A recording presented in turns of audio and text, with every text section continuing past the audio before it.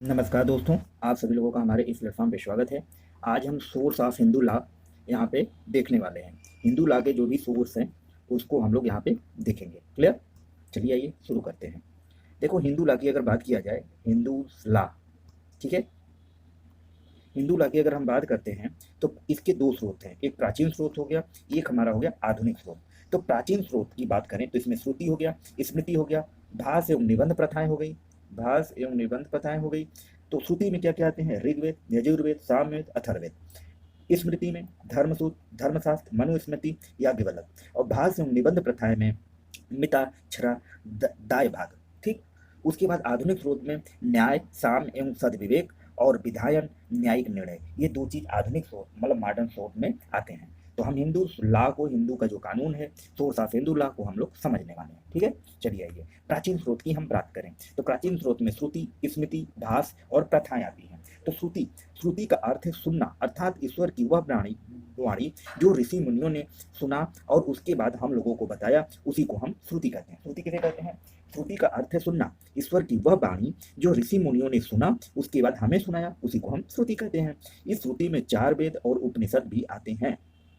श्रुति का उद्देश्य अलौकिक ज्ञान की प्राप्ति है जिसके द्वारा मनुष्य मोक्ष प्राप्त कर सकता है। चारों वेदों का अगर हम नाम देखें, ऋग्वेद, यजुर्वेद, सामवेद, अथर्ववेद, इसमें किसी प्रकार की कोई विधि कानून नहीं बताई गई, सिर्फ इसमें धार्मिक मंत्रों और पूजा पाठ के बारे में बताया गया। किसमें? वेदों में।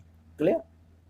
आगे देखेंगे हम स्मृति। श्रुति के विपरीत स्मृति शब्द का अर्थ है, स्मृति का अर्थ होता है स्मरण किया अथवा की जाने वाली। ठीक है, ऋषि मुनियों ने देववाणु को सुना और हमारे वेदों में वर्णन किया, इसी प्रकार स्मृति की रचना हुई। स्मृति को 2 भागों में बांटा गया, एक होता है धर्मसूत्र, दूसरा होता है धर्मशास्त्र। ठीक है, अब हम अगला देखेंगे। देखो, यहाँ पे हमने 3 चीज बताई थी, श्रुति, स्मृति। अब हम भाष्य और निबंध के बारे में देखने वाले हैं। भाष्य और निबंध। स्मृतियों की व्याख्या टीका, टीका मतलब टिप्पणी करना। ठीक है, किसी भाष्य और निबंध में किया गया। टीकाकारों और निबंधकारों ने स्वतंत्र रूप से स्मृतियों की व्याख्या किया। अधिकांश टीकाओं और निबंधों की रचना 7वीं से 17वीं शताब्दी के मध्य की गई। 7वीं से 12वीं शताब्दी तक धर्मशास्त्र पर टीका लिखने का प्रचलन था और 12वीं से 17वीं शताब्दी तक निबंध लिखने का प्रचलन था। मनुस्मृति और याज्ञवल्क्य स्मृति पर सबसे अधिक टीकाएं और निबंध लिखी गई। सबसे अधिक टीकाएं और निबंध किस पे लिखी गई? मनुस्मृति और याज्ञवल्क्य स्मृति पे। ठीक है, तो अब हम केस की बात करते हैं। प्रीवी काउंसिल आत्माराम बनाम बाजीराव 1935 का केस है। इसके बाद में निर्णय दिया कि न्यायालय के अनुसार स्मृति, टीकाओं तथा निबंधों के विरोध होने पर टीकाकारों को मत को अवश्य ही स्वीकार किया जाना चाहिए। ये फैसला, ये अपना वर्डिक्ट जो है न्याय किसने दिया? सुप्रीम कोर्ट ने दिया। अब हम बात करते हैं प्रथाएं की। अगला चीज होती है प्रथाएं। 3 चीज देखा हमने, उसके बाद हम प्रथाएं देखते हैं। प्रथा वह नियम है जो हमारे परिवार में पीढ़ी दर पीढ़ी चली आ रही है, इस विधि द्वारा बाध्यकारी बना दिया गया है। प्रथा क्या है? हमारे परिवार में, किसी भी परिवार में जो पीढ़ी दर पीढ़ी चली आ रही है उसी को हम क्या कहते हैं? प्रथा कहते हैं। और प्रथा को क्या है? हमारे लिए बाध्यकारी बना दिया गया है। प्रथाओं की प्रकार की अगर बात करें तो प्रथाओं को 3 भागों में विभाजित किया जाता है। एक होती है स्थानीय प्रथाएं। स्थानीय प्रथाएं जो किसी विशेष स्थान, देश, प्रांत या नगर के निवासियों के लिए बाध्यकारी प्रभाव रखती है, उसे स्थानीय प्रथाएं कहते हैं। अगली प्रथाएं होती हैं वर्गीय प्रथाएं। वर्गीय प्रथाएं किसी जाति, संप्रदाय या वर्ग अथवा किसी विशेष व्यवसाय करने वाले के मध्य जो प्रथा प्रचलित हो उसे क्या कहते हैं? वर्गीय प्रथा। वर्गीय प्रथा मतलब किसी जाति वर्ग के बीच जो प्रथा प्रचलित हो उसी को हम वर्गीय प्रथाएं कहते हैं। अगली प्रथा होती है पारिवारिक प्रथाएं। पारिवारिक प्रथाएं जो किसी परिवार में प्रचलित होती हैं, जैसे माता पिता का पैर छूना, तिलक लगाना इत्यादि, उसे हम क्या कहते हैं? पारिवारिक प्रथाएं कहते हैं। प्रथा समझ में आया? प्रथा क्या है? कि जो परिवार में पीढ़ी दर पीढ़ी चली आ रही है उसी को हम प्रथा कहते हैं। प्रथाओं को 3 भागों में बांटा गया। एक होती है स्थानीय प्रथाएं, वर्गीय प्रथाएं और तीसरी होती है पारिवारिक प्रथाएं। स्थानीय प्रथाएं जो किसी स्थान, देश, प्रांत, नगर में के लोगों के लिए बाध्यकारी हो, स्थानीय प्रथाएं कहलाते हैं। वर्गीय प्रथा किसी वर्ग, जाति विशेष के लिए बाध्यकारी हो, वर्गीय प्रथाएं कहलाती हैं। एक पारिवारिक प्रथाएं जो किसी परिवार में प्रचलित होती है उसे पारिवारिक प्रथाएं कहते हैं। क्लियर? अब हम हिंदू विधि के आधुनिक स्रोत की बात करते हैं। Modern source of Hindu law.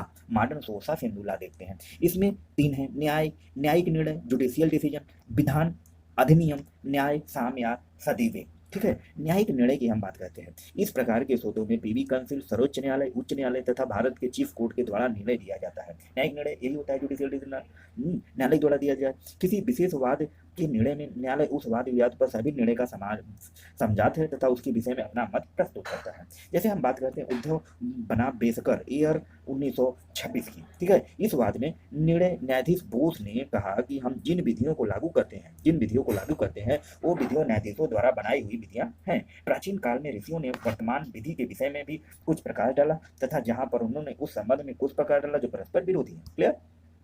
अगला हम देखते हैं विधान। अधिनियम क्या है? अधिनियम क्या है? विधि का यह स्रोत आधुनिक युग से नवीन स्रोतों से आता है। जैसे वर्तमान कालीन विकास में उसकी बहुत बड़ी देन है। अब किसी भी देश में विधि निर्मित अथवा परिवर्तित करने का अधिकार किसी व्यक्ति विशेष को व्यक्तिगत रूप से प्राप्त नहीं है। ऐसा अधिकार प्रभु सत्ताधारी को ही प्राप्त है। जिन अधिनियमों ने विधि को परिवर्तन किया है उसमें मुख्य अधिनियम इस प्रकार है। जैसे हिंदू विवाह अधिनियम 1955, हिंदू मैरिज एक्ट 1955, हिंदू उत्तराधिकार अधिनियम 1956, हिंदू सेसेशनल एक्ट 1956, हिंदू उत्तराधिकार संशोधन अधिनियम 2005, हिंदू सेसेशनल अमेंडमेंट एक्ट 2005, हिंदू दत्तक ग्रहण तथा भरण पोषण अधिनियम 1956।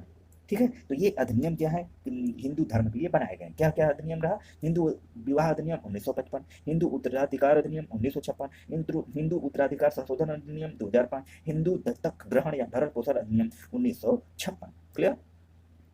आगे देखेंगे न्याय साम्य या संविवेक को हिंदू विधि स्रोत सोर्स ऑफ हिंदू लॉ माना जाता है। यह वस्तुतः प्रत्यक्ष हिंदू विधि में आधुनिक काल में अंग्रेज न्यायविदों ने प्रारंभ किया था। इसको किसने प्रारंभ किया था? अंग्रेज न्यायविदों ने। इसकी आवश्यकता क्यों रही? अगर इसकी बात की जाए तो इस विषय को पूर्ण निर्णय प्राप्त हुआ, मतलब साम्य सद्विवेक आश्रय लिया जाने लगा। इस प्रकार ऐसी समस्याओं के उपस्थित होने जिनके संबंध में पहले कोई नियम न हो, न्यायाधीश ने अपना न्याय मत साम्य तथा विवेकपूर्ण बुद्धि से निर्णय दे, यह बात न्यायालयों में मान्य समझी जाने लगी। क्लियर। अब देखेंगे एक केस की मैं बात कर लेता हूं, गुरुनाथ बनाम कमलाबाई 1951। ठीक है, उच्चतम न्यायालय ने यह निरूपित किया कि हिंदू विधि में किसी नियम के अभाव में न्यायालय को एक पूर्ण अधिकार है कि वह किसी मामले का यह निर्णय करने में हिंदू विधि के किसी अन्य सिद्धांत का उल्लंघन नहीं करते। क्लियर। गुरुनाथ बनाम कमलाबाई केस 1951 समझ में आ रहा है। उच्चतम न्यायालय ने क्या कहा? उच्चतम न्यायालय ने कहा कि हिंदू विधि में किसी नियम के अभाव में, कोई भी नियम है उसका अभाव हो, न्यायालय को एक पूर्ण अधिकार है कि वह किसी मामले का निर्णय करने में हिंदू विधि के किसी अन्य सिद्धांत का उल्लंघन नहीं करते। क्लियर। आई होप, मुझे उम्मीद है कि ये सारी चीज़ें आप लोगों को समझ में आई होगी। यदि अच्छा लगे तो आप लोग लाइक शेयर सब्सक्राइब करना ना भूलें। मिलते हैं फिर नेक्स्ट वीडियो में, तब तक के लिए धन्यवाद।